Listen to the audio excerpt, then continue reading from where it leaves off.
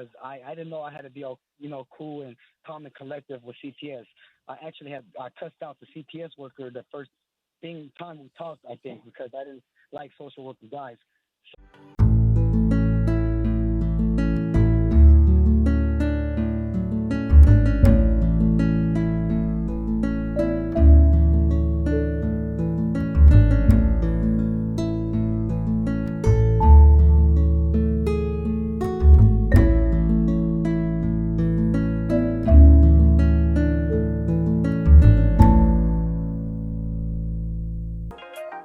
You're on. Good evening. This is Attorney Vincent Davis, and this is The Secret: How to Fight Child Protective Services and Win. Tonight we have a co-host, a special co-host.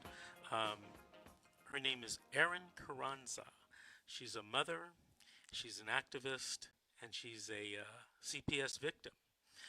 Cynthia, our regular co-host, is under the weather, so please keep her in your prayers, and hopefully she'll be back with us next week on the radio. Good evening, Erin. How are you? I'm well. How are you? I'm doing good, good, good. Are you ready to take some calls?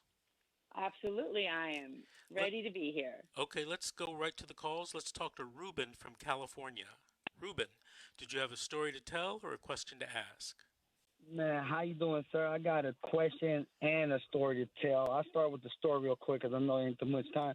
So first of all, I got a CPS case because of my baby mama. She's using drugs when I didn't know she was using drugs before the baby was born because she didn't live with me. She lived at her mother's house in Sacramento. So from there, the baby came out dirty. I didn't even know about CPS because I guess they talked to her. So she's the one that got us on the CPS case. So from there, I volunteered to do services because I didn't know I could have not had I didn't have to do it. So from there, they wrapped me up in their claws and they got me involved because I didn't know I had to be all cool and calm and collective with CPS. I cussed out the CPS worker the first time we talked, I think, because I didn't like social worker guys. So from there, they used my anger against me. Mind you, we had court recently because the lady didn't agree. I didn't agree with the mom having visits with my son like that, like him having to stay at the grandma's house all the time. So the social worker didn't like that, so she took it courtside. Took it courtside. Then from there, mind you, they had court without me one day for I think it's the detention hearing. For the detention hearing.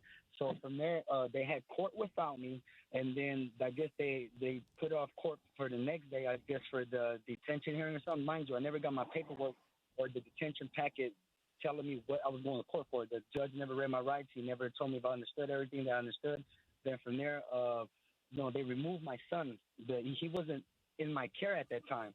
I had just took him back to the grandma's house. So, they took him out of my care, and then I didn't know what was going on because I just heard some son removed, and then that's it. And then I was just stuck like, well, what's going on? So then from this whole time, these people have been abusing their power or whatever, but it's like I don't know what's going on.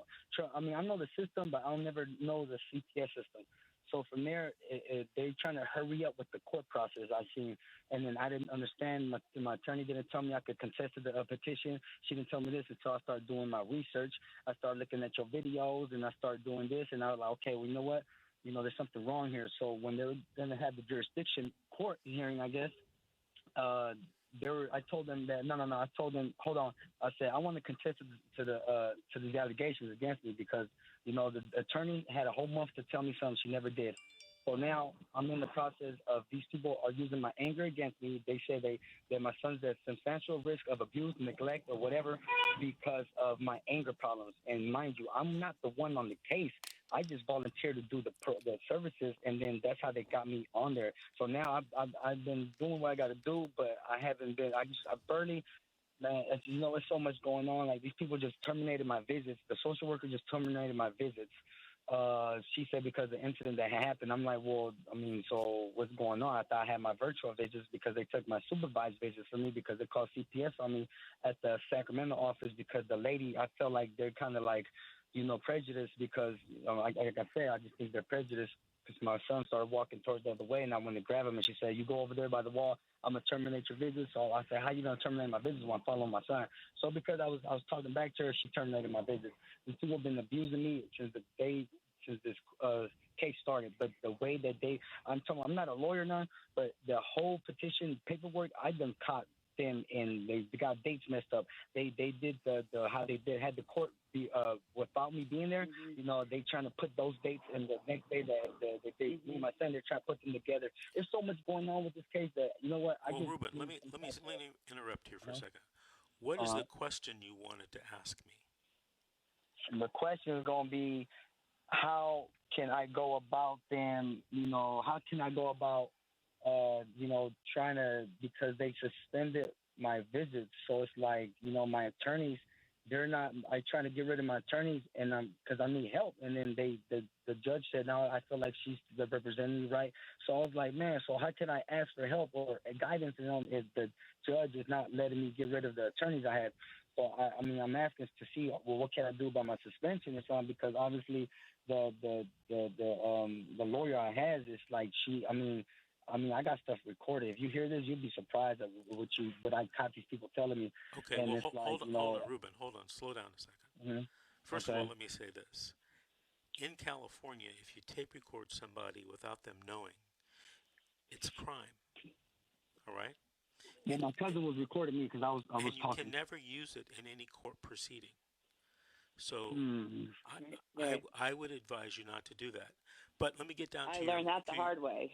Let me talk to you about your real question. So if you and your attorney aren't getting along, in California, you have the right to have what's called a Marsden hearing. And at that Marsden hearing, you can explain to the judge why you have a legal conflict of interest with the attorney. You're probably not going to be able to get a new attorney if you say the attorney's not qualified, because typically by the fact that that attorney is on the panel and is being appointed clients, she's qualified. So you have to tell the judge another reason, and that other reason might be a conflict of interest. But you have to explain that to them. You mentioned my videos on YouTube that you've watched. I have a video out there on how to get a new attorney, a new court-appointed attorney. I think I've seen that one. Yeah, so, and it's supposed to have links in it to forms that you can use if you want to have a Marsden hearing. The thing is that I explained to the judge, because we had to go, like, just us, me, and the judge and the attorney. I guess I had to separate from the court because I told them I didn't want her representing me. I explained everything that she never did for me, what she didn't do for me. Like, she didn't have I explained everything down to the T. But then he said, well, he told her to tell the lady, the judge told the lady, my attorney, to tell her, like, her qualifications or something. So she said this, and that, and then whatever she's trying to say. But then the judge was like, you might know him too, Judge Davis out of Sacramento. We don't want to mention any names. No. Okay, my bad. So, with the judge, he sided with her and said, "Oh, I feel like she's representing you." Cool. I said, "Wow." I said, "Okay." I'm like, "All right." Okay, Ruben, stop for a second. Stop. All right. All right. Ruben, I was going to tell him to slow down. Go ahead, Vince. Sorry, Vince. Ruben, we don't have a lot of time before our first commercial break. Okay, this is live radio, so I got to tell you this. There's a difference between telling a judge that the person's not qualified and, Judge, we have a conflict of interest. All right? Now, you might have a conflict of interest with this attorney. You might want to do a little research on it or talk to an attorney in your area. Google knows all, right? So research that and watch my video again, because I think I gave step-by-step directions about how to get a new court-appointed attorney in a CPS case in California. So I need you to follow that. The argument that she's not qualified is a weak argument strategically. Okay, so lose that argument. There might be other reasons that you have that you deserve or need a new court-appointed attorney. And you have to watch my video, and you have to come up with some issues that are, quote, conflicts of interest, unquote. All right. Sorry to come to your spot. Ruben, I also wanted to tell you that I'm in the same situation that you are. The best thing you could 2 minutes do is get an attorney and keep your mouth shut and let your attorney do the talking for you, because you're going to get yourself into trouble. Okay, I got trial on the They 25th. Right? I just hired an attorney. they don't like to be told something by someone who's not an attorney, not not a, they don't like to hear that. So you need to get yourself a lawyer like Vince and keep your mouth shut and keep quiet and let your attorney do the talking. Okay, so I'm gonna do that, and then because I got man trial coming up, and I'm just stressed out because they're trying to take my kid from me. They took him without really having nothing on me. I mean, my anger. That's Did they have a warrant? No, they had no warrant, nothing. They just removed him. He wasn't even in my care. He was with the grandma. Hey, Ruben, I would also recommend that you make some calls, try to find an attorney that might be able to give you some advice or, a I might have to go consultation. pro se. No, don't do that. That's a really bad strategy, Ruben. Ruben, my office telephone number is 888-888-6582. Call me tomorrow. I won't be in the office, but leave a message. I'll call you back.